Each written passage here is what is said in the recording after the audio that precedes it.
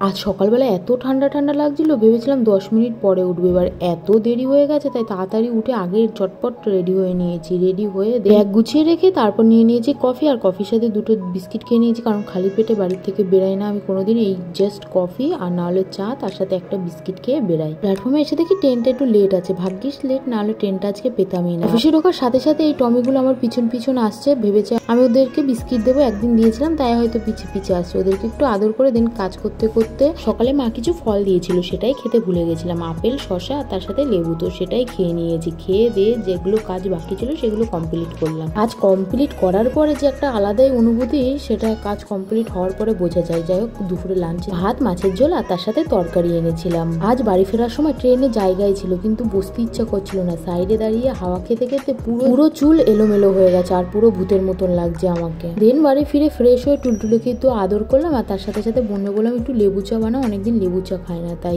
বোন সবার জন্য লেবু চা বানিয়েছে। এই লেবু চায় একটু বিট নুন দিলে আরো বেশি ভালো লাগে, বিট নুন ছিল না বলে কি আর করা যাবে, এমনি নুনই দিয়েছে, কিন্তু চাটা দারুণ হয়েছে। সো আজকে দিনটা এইভাবে কাটলাম, দেখা হচ্ছে কালকে, চলো টাটা।